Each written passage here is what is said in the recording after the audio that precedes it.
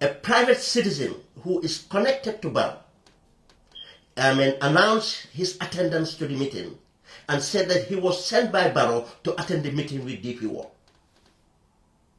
And in that meeting, that person was insinuating at a kickback arrangement for Barrow. The meeting abruptly stopped. DP World stopped the meeting and left the Gambia. This is how and why DP World left the Gambia.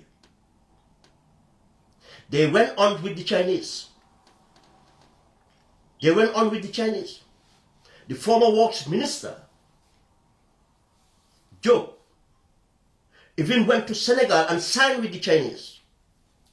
That deal was stopped by the IMF. It was stopped by IMF. People can remember this. If you don't want, go and Google it. We signed with Chinese.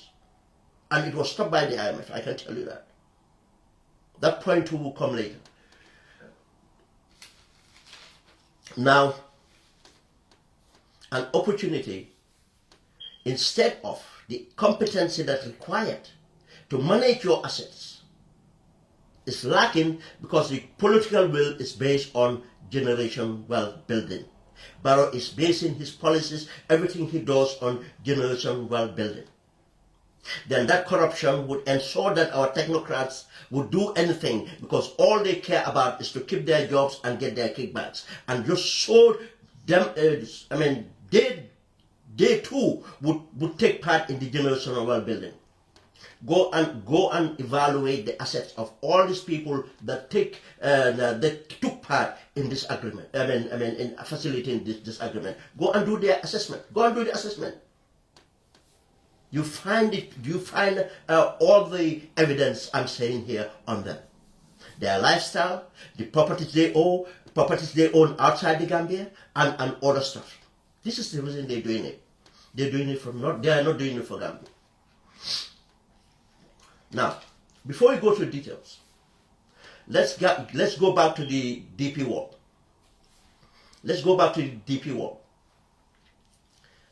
DP World was in Senegal negotiating with Macky Sall.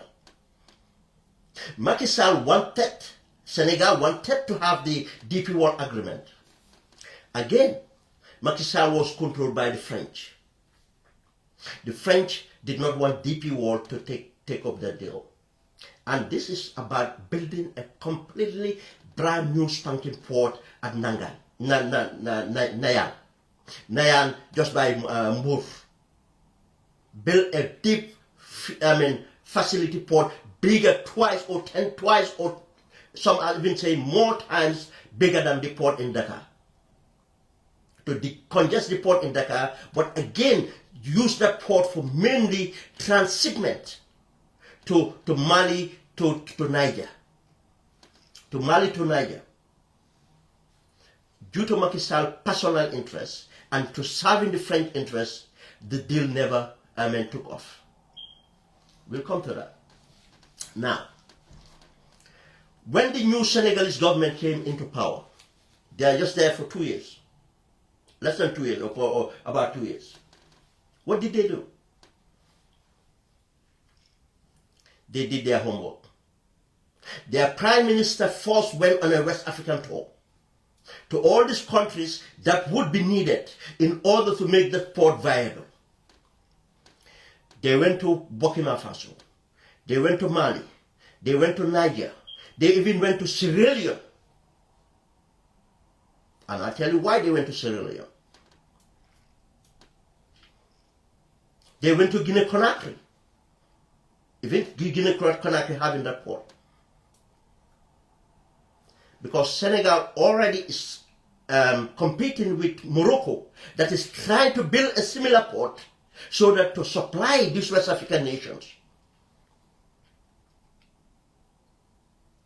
Prime Minister Ousmane Sonko put on his Pan-Africanist hat and went over there and won over these countries. First.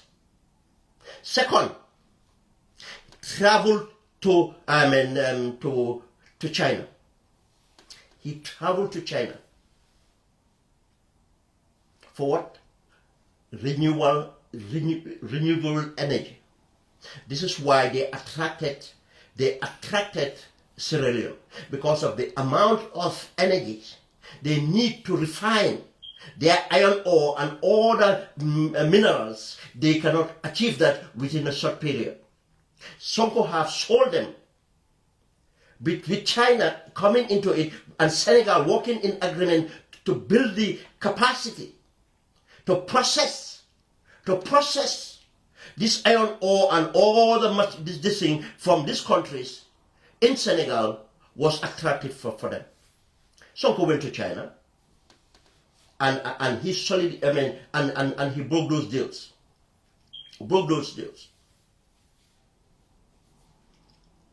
The Europeans run knocking. The Germans knocking because they have seen the opportunity of the growth of Senegal and the wealth in Senegal.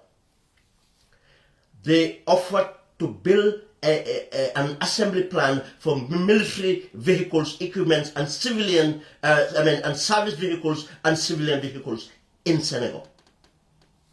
They are already working on building the assembly line in Linguère, because to meet their decentralization policy of industries be decentralized according to the strength of those regions.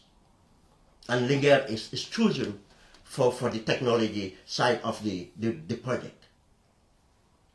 They did that. And finally, with all that, Sonko went to Dubai. Went to their DP and met the DP World. Not only to make it possible for the contract to work, they renegotiated the contract to the point of that even during Macky Sall's time, the Senegalese government was in charge of building the infrastructure that connects to the port. But they renegotiated a better term that DP World, in fact, is going to take charge of building the infrastructure that connects to the port. Please go to YouTube and see the development they are planning for Nandaya. And that would make the Gambia port absolute. Gambia would only import for Gambia. And that's not even guaranteed.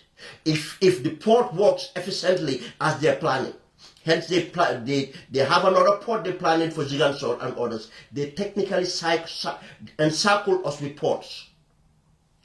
It might be even more feasible to import from Senegalese ports than from Gambian ports.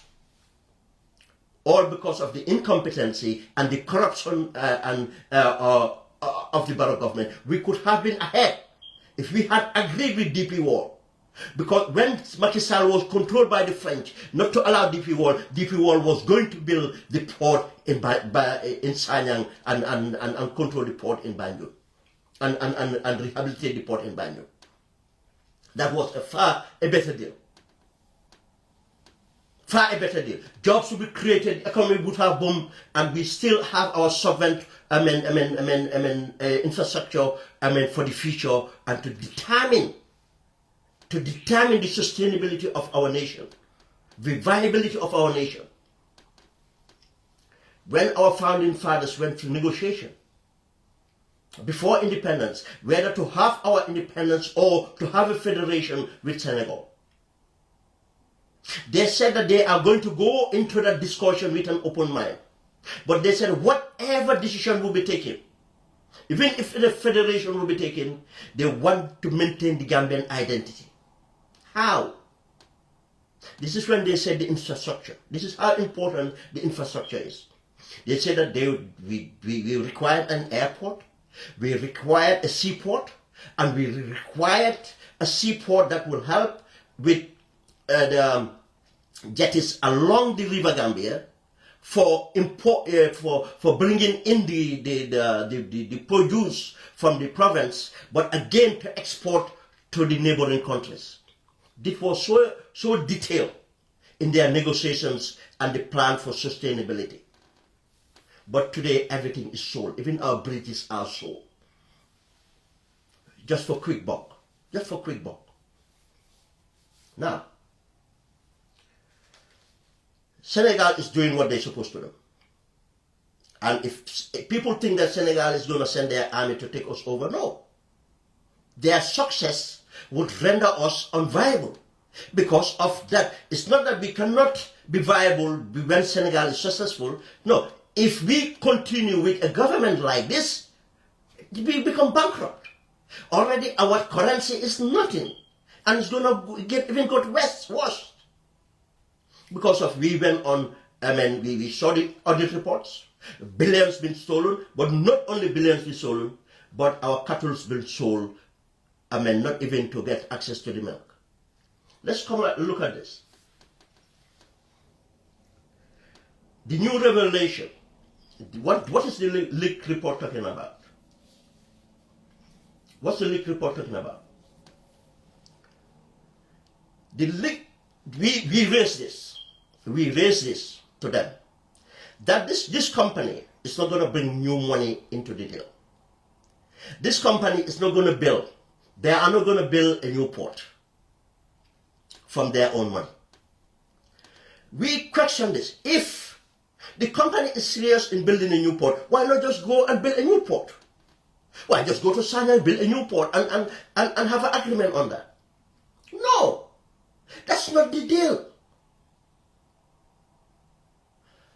They are coming to take our asset and benefit from our asset as long as it's profitable. The time we will need to take back our assets is not even viable and they go away. Bissau is building a bigger port. Sierra Leone would be building a bigger port. Every other country will be doing it. The landlocked countries would not be dependent on Gambia because of Senegal will be doing a better job. Because of, it's not that we can't do a better job, but we don't care to do a better job. All they care about is to sustain themselves with government, use our assets to build generational wealth for themselves, and use that wealth, in fact, to divide us more along ethnic lines and other lines, and even push us to the destabilization. They don't care, and loss of sovereignty. They don't care. They have no conscience. And this is not only for Adama Barrow, these are Adama Barrow and the people around Adama Barrow, the cabinet of Adama Barrow, the technocrat in Adama Barrow government that look into this deal and make it possible. They are all the same. They are all the same. And let us not think that it's one tribe doing it. It's all of us doing it. It's all of us. Now, imagine this. We said this.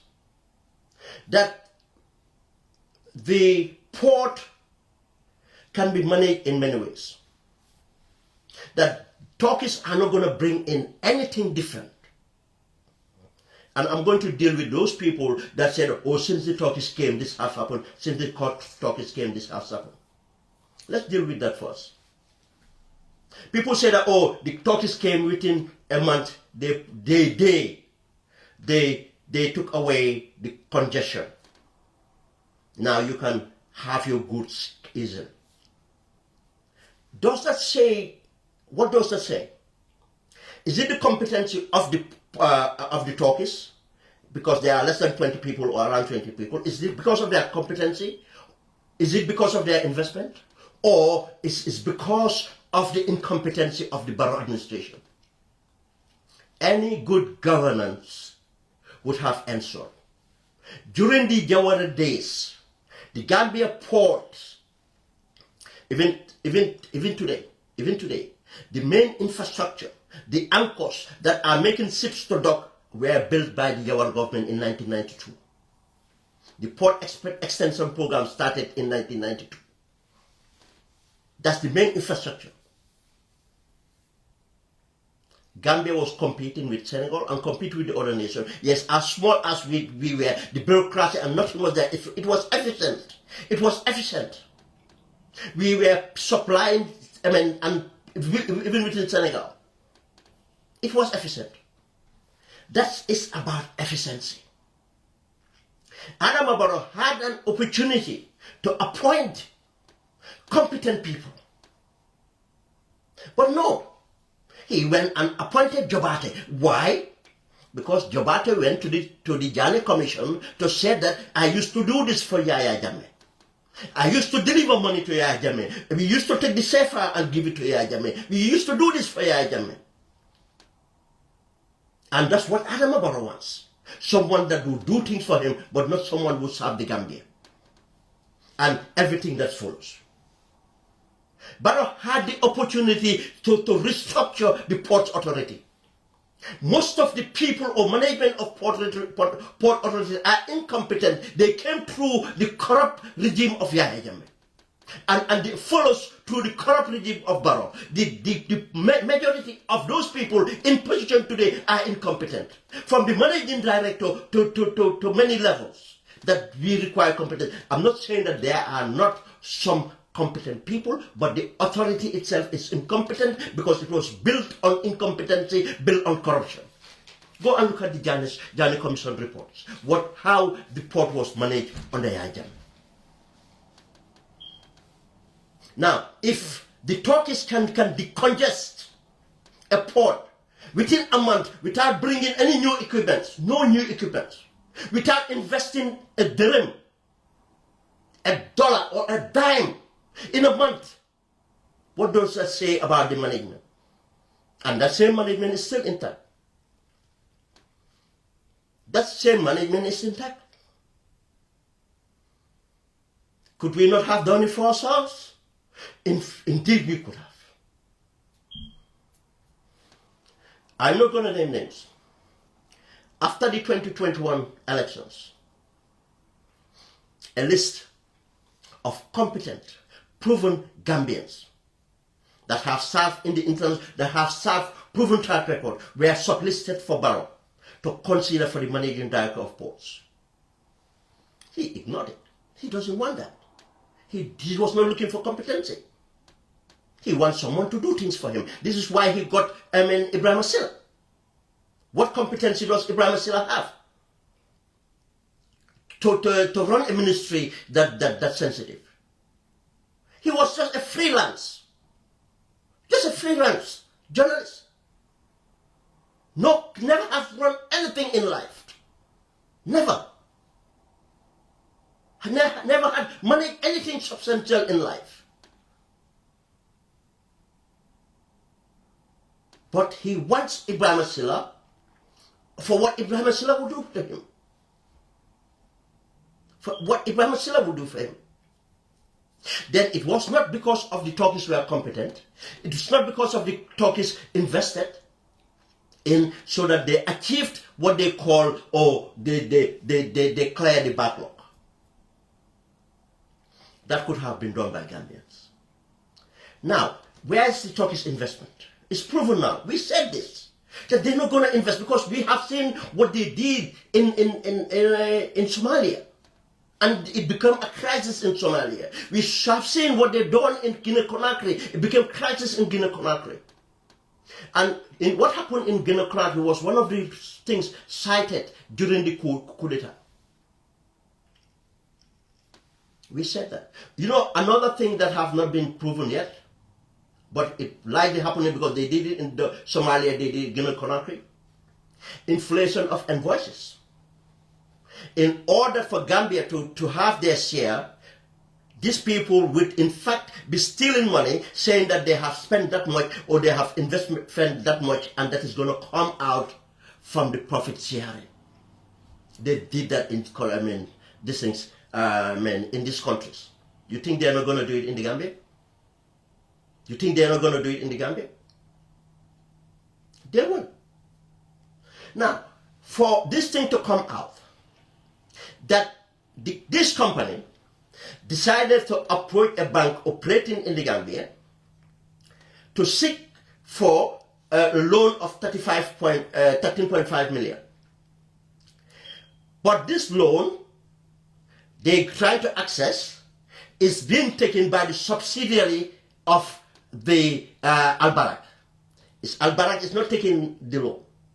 It's taken by the company subsidiary. It's just nonsense having that subsidiary in the Gambia. Now that subsidiary is not putting in any collateral. because they cannot put any collateral because they don't have a collateral. The only collateral they have is our Banjul port. And that money they're seeking for, it's not going to build the new port. No, that money is to use to enhance the port we already have and make profit out of it. They're taking no risk at all. The risk is on us.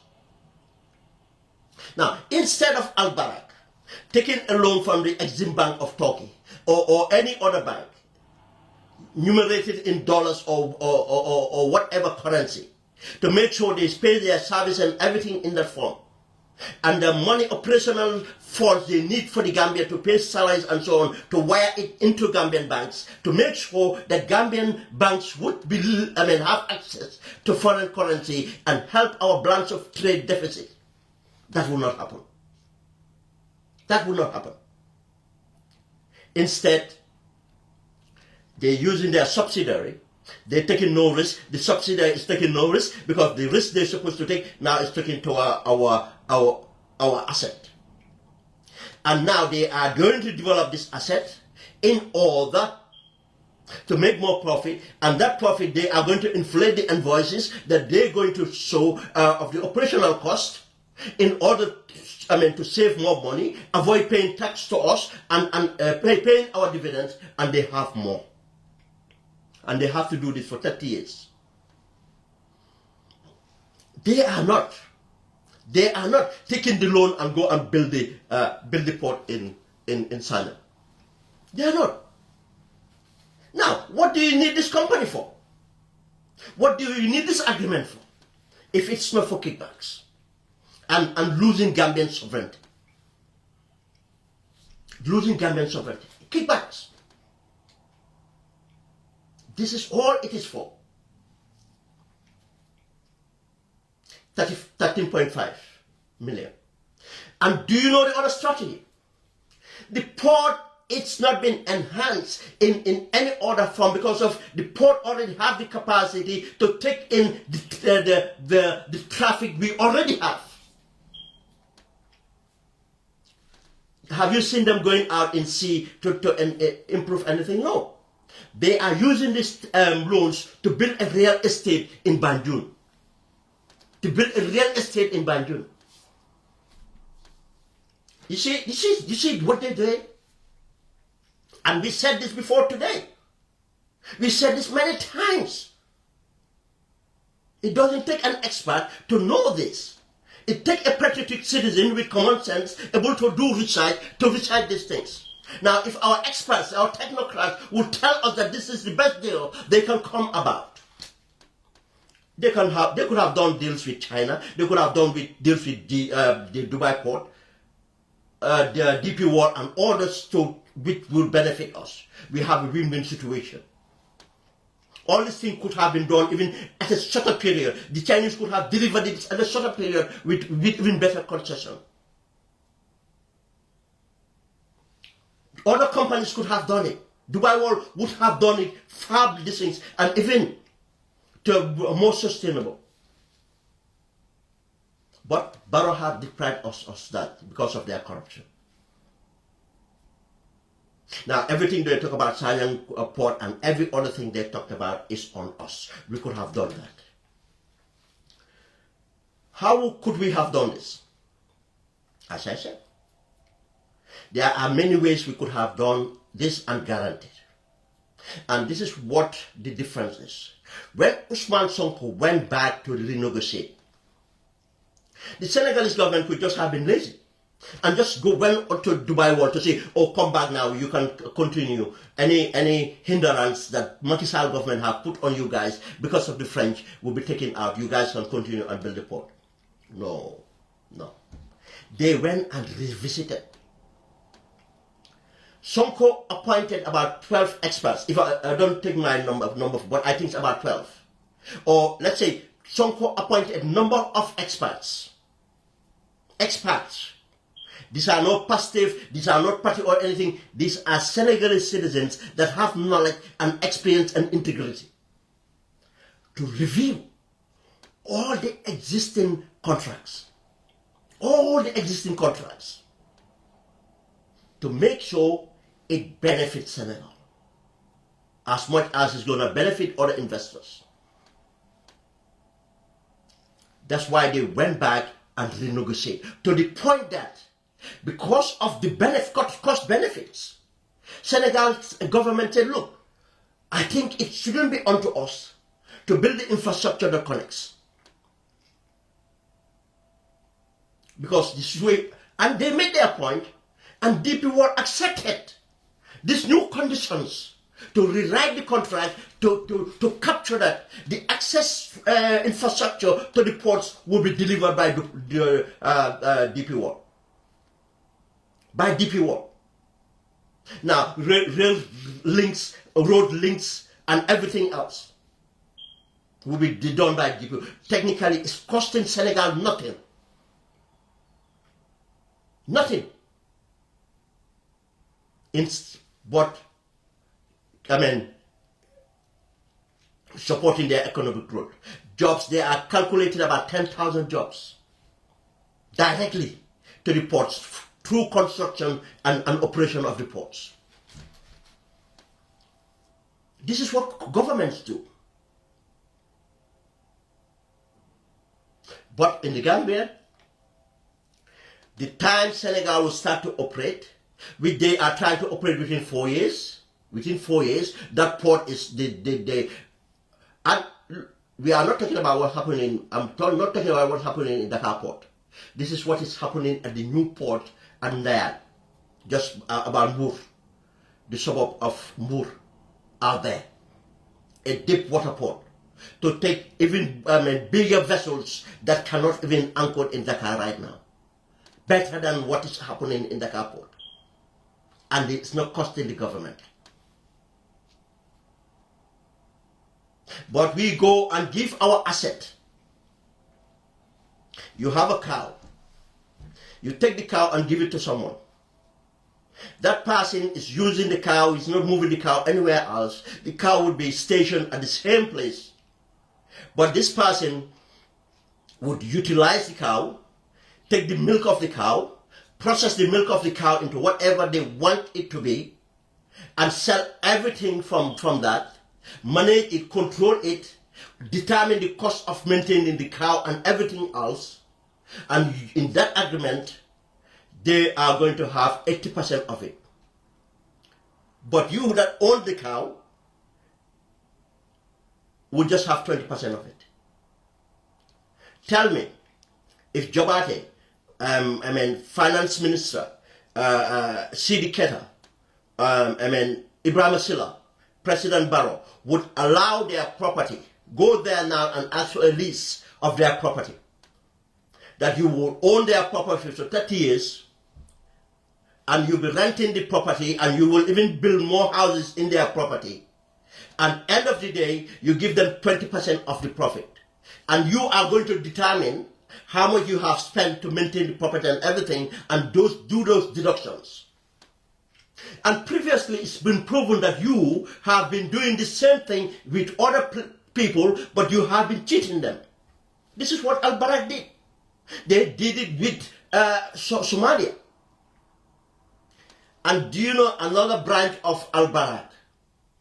All these companies are linked to Turkish government. I can tell you that, with the Turkish mafia. Turkish mafia. They are going to take over our airport. Do you know they're going to take our airport? They are almost ready to take over the airport again, just as they took over our ports. These are facts. These are facts. Now, what could have been done? We could have given the contracts to better arrangement. That's one. But nowadays, we have seen the example with Senegal. You see, this over-reliance of IMF, World Bank, and all these agencies, entities, will never give you the freedom you want, will never give you the economic growth you want. IMF are liars, they are criminals. They're coming out, for the IMF to come out in the Gambia after the audit reports coming out, and they, felicitating the Gambia government for the way and manner our central bank is operating, for the way and manner our economy is performing. No job creations, nothing absolute. Our currency demonstrated, and the balance of trade deficit and everything else. And they're pressing and still giving us loan. Pressing and still giving us loan. It's just like having an addict and continue to give that addict and saying that the Gambian government have promised. How many times did Gambian government have promised? The Banjul, let me give you an example. The Banjul project, so-called Banjul project, road and drainage project, which started from 30 million to 50-something million, 57 million or even more. The IMF criticized that project first because it was numerated in dollars and everything else. But even the way and manner the contract was given out, guess what? The only amendment Gambia government did was to numerate it in dollars. But it went from 30 million to 57 million the last time we know of. Nothing else. What the impact that project had for us? Looting for Barrow and his cohorts. Now, the same IMF you listening to, the same World Bank you listening, taking loans, because that's the only way you can survive. Because we are not producing, we're not going to produce anything. With this, all the so-called agriculture intervention programs, every kind of. Today, Gambia is producing less than the time of Sadauda. With all this project, less the time of Sadauda. I did not say this. Go and look at the records. Do you realize per hectare? You see, this is, I'm not going to go into detail in there, I'll just point it out. The viability of Gambia. Will come a time Gambians will not even bother to go back to the land because of the environment in that country is not conducive. Now Senegalese are with a hectare in Senegal, Senegalese farmers, within 2 years of the intervention of this government, new government, Senegalese farmers are realizing profits 10 times. This is why for potatoes, carrots, onions, they have not been importing for over 8 months. They are self-reliant. Prices are stabilized. And some prices are going down. Yes, prices are stabilized and some are going down because they don't want price to go rock bottom because that would incentivize farmers from farming. Now farmers are making something out of it. Rice production is going up. And they have a target of when they can even rely on Senegalese rice alone. They have first time put in an embargo that bananas would not be imported for 3 to 6 months because of the banana harvest right now that's going on in Senegal. And that harvest is enough to meet the demand in Senegal. That's how countries develop. That's how countries develop. Now, what could we have done with our port? Gambian consortium, from diaspora bonds to Gambian business, registered businesses, putting the money together under a competent management and get it utilized. We could have, because the capacity of our port is still good enough. We could have redeveloped our port, put in the infrastructure needed, put in all the investments needed for housing and anything else Albayrak have promised could have been done by Gambians and Gambian businesses from the diaspora and other bonds. Senegal today, they are reducing their dependence of foreign borrowing with what? This is the second round. I think the second or third round. They've been going to the private citizens bonds, and these private citizens bonds have been